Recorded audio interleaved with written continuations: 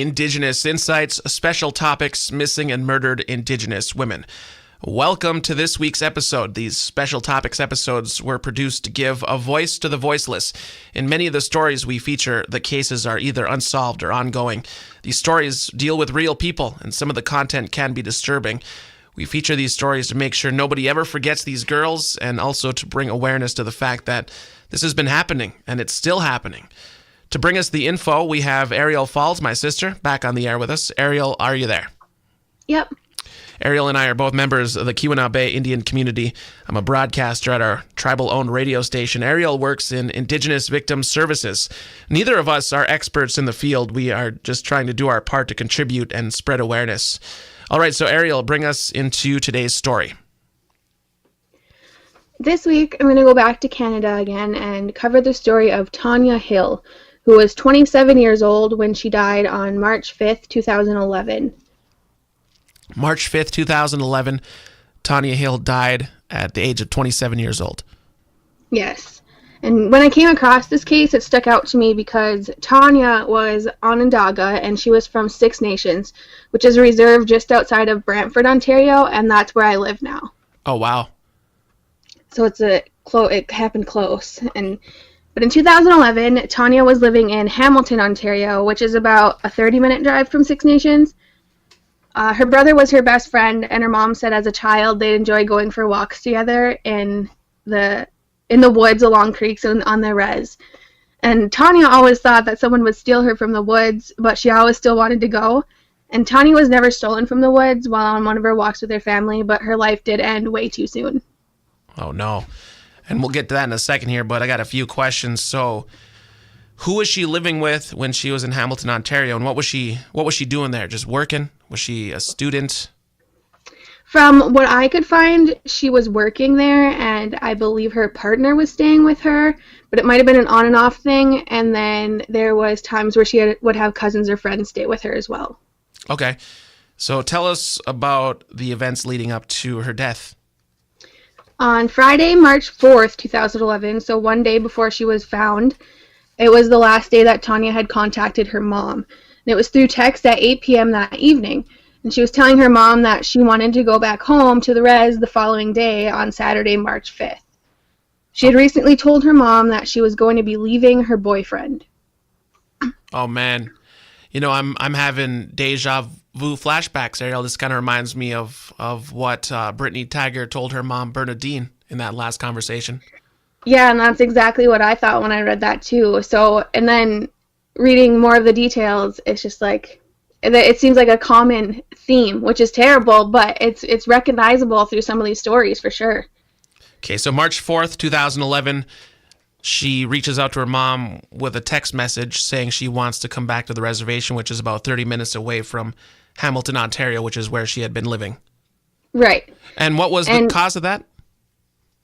I'm sorry? Or what was like the catalyst of that? What made her want to come Well, back I home? don't know if there was like one event that led her to that, but she had been talking to other people in her family too about wanting to move away from her boyfriend and move back to Six Nations. Okay, so she was having relationship problems. Right. And Okay. Tanya and her brother planned to spend that Saturday together, so they planned to spend March 5th together watching movies, and they'd already planned that, so she definitely was still planning on going back to Six Nations that night. Okay. All right, so And tell then- us a little bit about, tell us what happened then.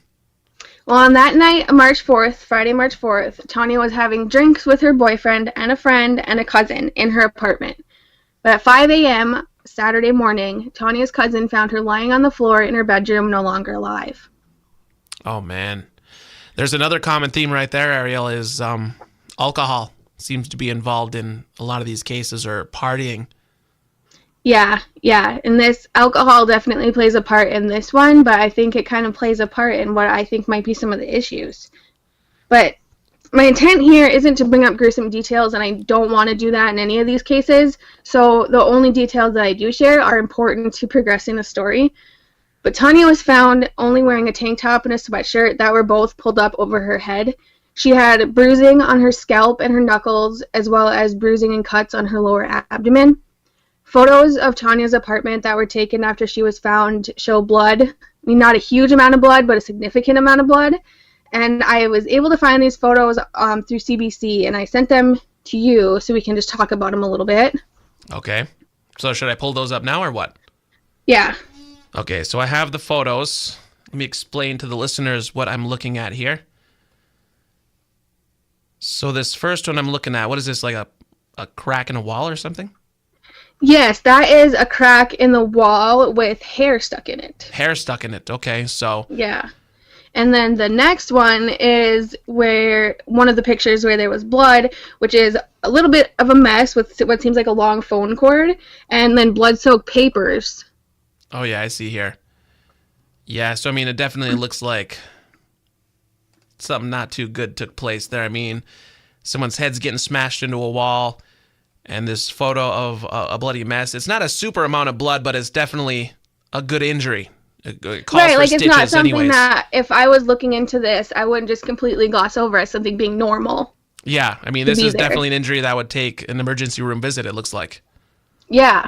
And Tanya's family had said that she was meticulously tidy, so there's no way that she would let her apartment get to that condition, so it wasn't something that was already there prior to this night. Yeah, looking at this photo here, this is not...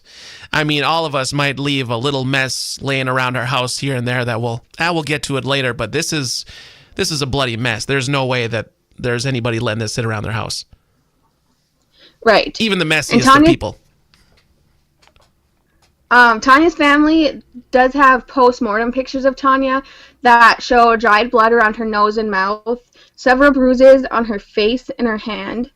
One bruise on her face covered her cheek up to her nose, and she had a large bruise on her right abdomen and smaller bruises above it, and there was also a dent on her forehead. Oh, wow. And then her knuckles and stuff were all bruised up too, indicating that there had been quite the struggle.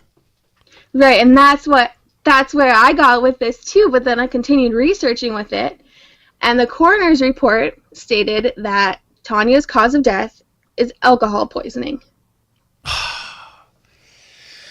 Alcohol poisoning. Right, and it stated that her blood alcohol level was 0.45, which is a high blood alcohol content, but I'd like to talk about that a little further. But the coroner reported that there was no visible trauma to the body, and there were many empty bottles of alcohol in the apartment. So, and that's in writing? Yes, on the coroner's report. Man. So, what about there's no crime? How did they get the postmortem photos, the family? There was no crime scene photos there? And I believe it was from the autopsy, because there was an autopsy performed within the 24 hours, I believe, after she was found, and that's how they were able to get the reports, the coroner's report, the police reports, and everything related to that. So how is that being explained then? The injuries, the dent in her forehead, the coroner just no comment on that? Well, the coroner did note that there were some unexplained and marks on her body, is the words that were in the coroner's report, but they wouldn't have caused Tanya's death. But the coroner also noted that there was a long history of domestic violence between Tanya and her partner that she was planning to leave. Another one of the common themes that we're seeing in these stories.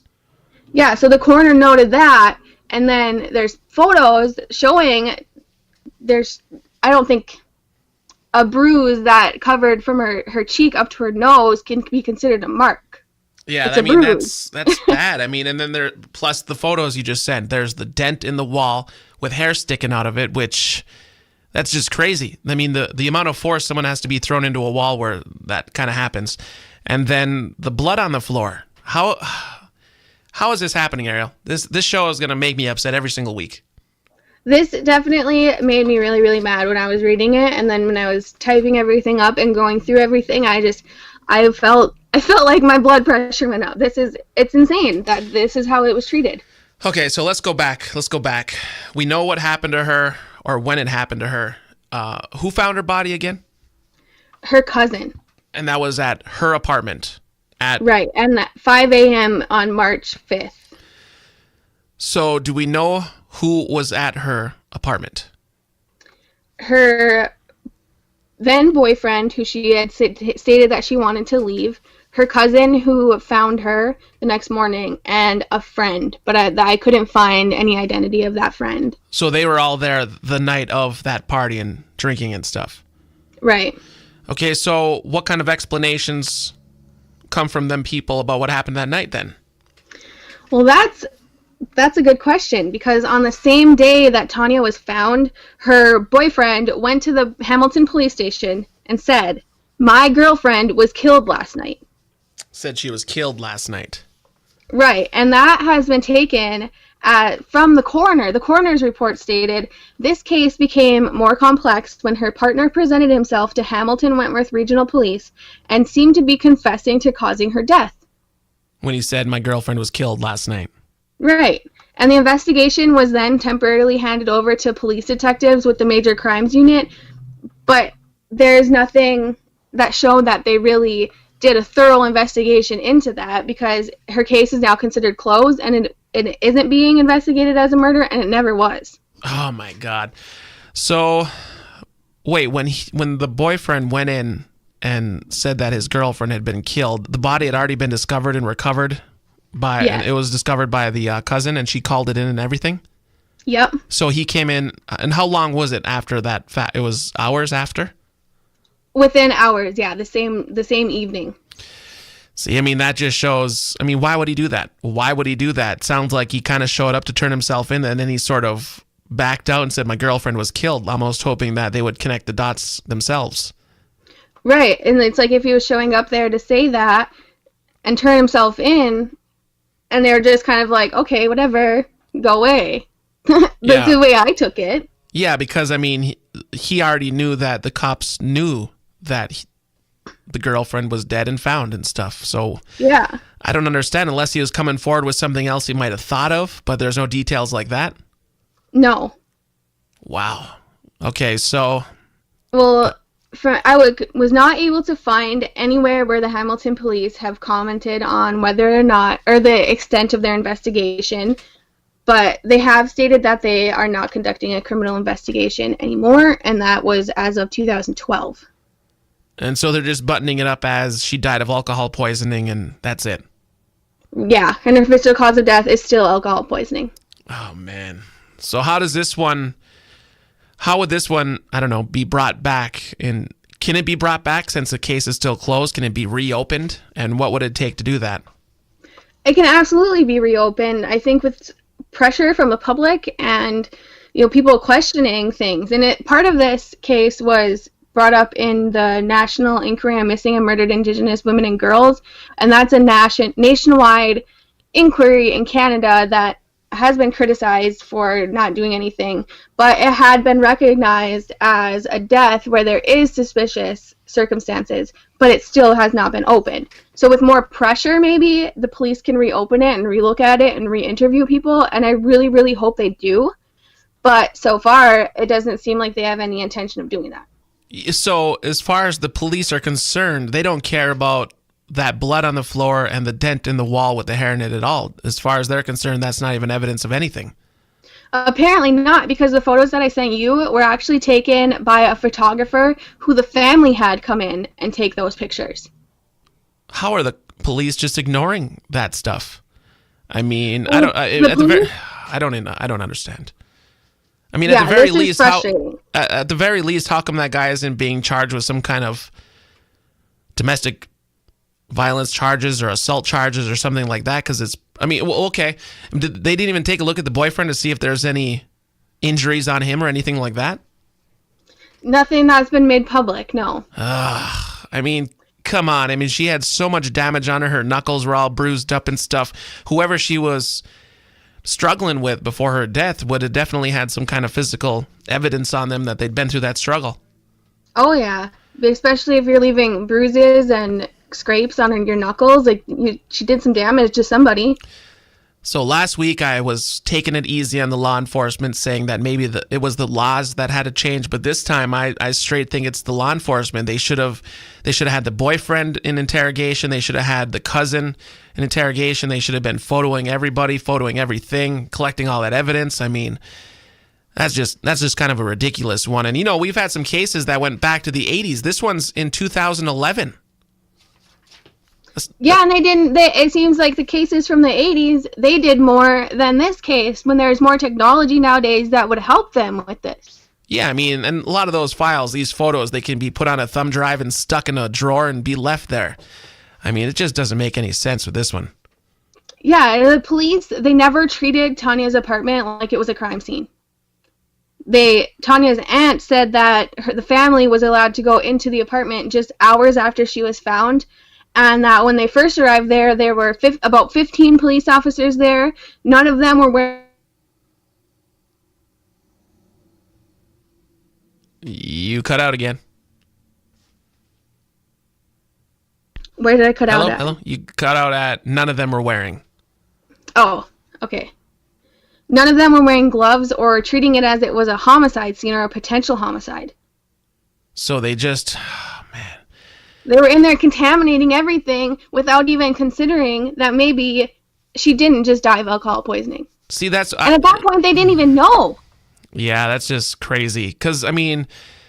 I don't know anything about police work, but you'd think you'd have to prepare for anything until you have a little bit of an idea. It's like they're doing it backwards. They can't just look at it as this crime scene and then eventually like, oh, it's a murder scene, so we have to take these bigger parameters of taking care of the scene. They should start out right away thinking we have to preserve all of this just in case it gets to the level of homicide or something like that.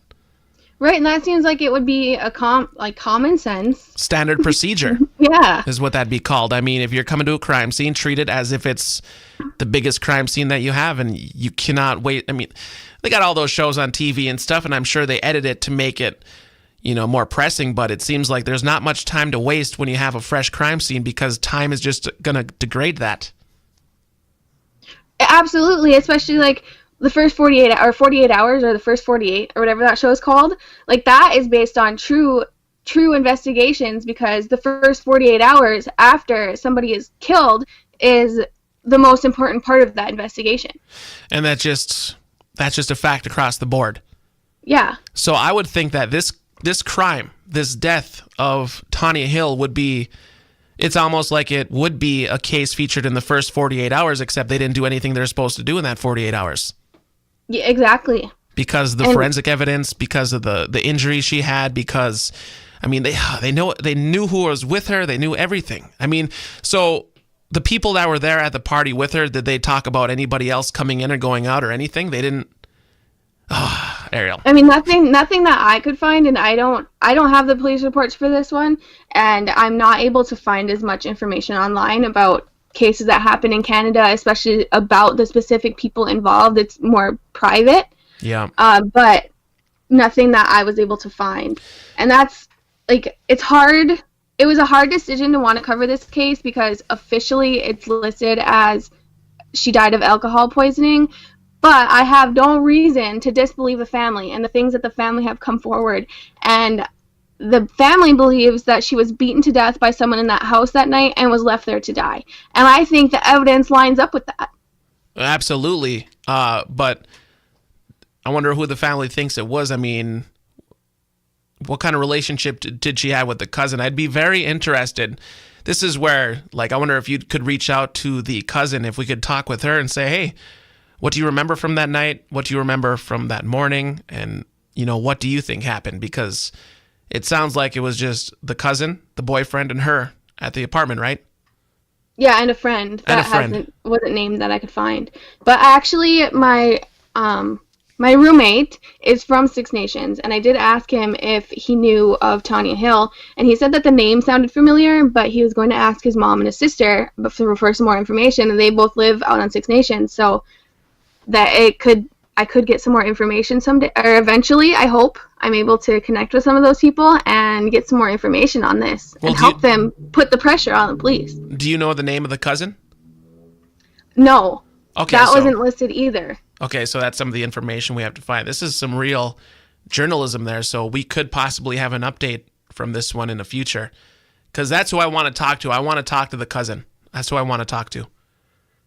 Yeah, I will work on trying to get in touch with them, and I think that our roommate could have some connections there. I mean, because Six Nations isn't a huge res, and I think of it as if me and you knew of somebody from KBIC that we wanted to talk to, we could make that happen. Oh yeah, I mean, on a reservation and any smaller area, news spreads like wildfire because we just have that sort of small town connection, I guess. And, that's kind of the thing with this whole case, it being so close to where you're living there in Canada and, talking with Bernadine that time. These people do really remind me of people from our town here. They remind me of my own family sometimes, these people.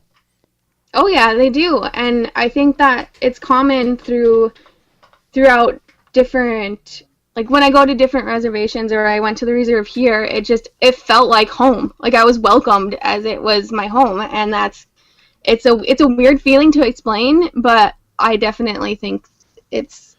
Yeah, and that's what we're kind of trying to do here with these stories. Because when we talk about these stories, when you hear about people, when they're featured in newscasts, it's really hard to fully recognize them as a person. Because I just remember reading about different things that people I hear about in the news, and it's like they're not the same person. But when we really get into these stories like this and break down who they are and stuff, it just takes it to just a whole different level. And that's kind of the point why we do these episodes, giving a voice to the voiceless, because a newscast is, it's them telling a story about somebody else, and we're kind of telling the story about these people too, but we're really trying to dig in and see these people as the people that they are. So is there anything else you have? Yeah, and I think, well, it makes it really relatable because, I mean, me and you could have a sibling that, had a party that night and her cousin would sometimes come stay with her, and maybe her friends would stay with her sometimes because we have that open type of community and relationship with the people that we care about. So it's just super relatable, I think, when you really get to know or you dig more into the type of person that they were and the things that they did, where it seems like something that you would do yourself. Yeah, I mean, you wake up and you find out that your sister or your cousin has died somehow in the night, and there's blood and there's a hole in the wall with hair stuck in it. And then all of a sudden they tell you that, she drank too much that night. I mean, that's just, it's just ridiculous. Yeah.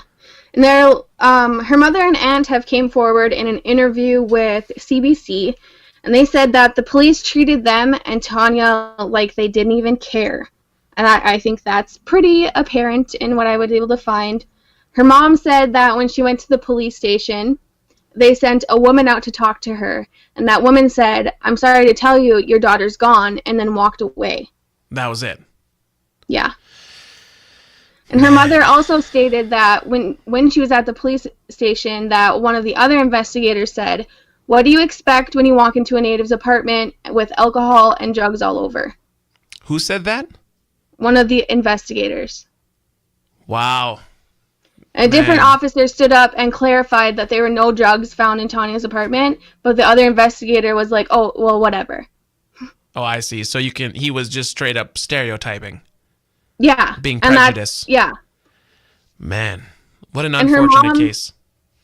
Her mom tried getting copies of the police report, and she was told that she'd have to pay a fee, so she did. And then she never got the report at first because Tanya wasn't alive and wasn't able to consent to those records being released. Oh, that's just stupid. I mean, yeah, that's the same police station that should be investigating this death. They should understand that the mom is going to want to know information. Yeah, so I mean, that kind of seems like they're trying to hide it then. They're just trying to make up a dumb excuse. Right, well, the Hamilton police policy is that the family can produce a death certificate before any records will be released, and that, is policy or whatever, but I just think it's kind of stupid. That's a stupid policy. It is, too, it is. Well, at least we have the hope on this one that maybe the cops or the police, the law enforcement officers can make this an active case again, because there are people that can be talked to, and hey, maybe we'll be able to get a hold of someone ourselves and get some more answers. But hey, Ariel, we're starting to run out of time here. Thank you so much for doing the research once again and bringing another story to us. Tanya Hill, she died at the age of 27 years old, March 5th, 2011. Hole in the wall, blood on the floor, and the cops said it was alcohol poisoning. And that's it. Yep. All right, so until next time, this is Indigenous Insights, Missing and Murdered Indigenous Women. This is Mitch. This is Ariel. And we'll see you next time.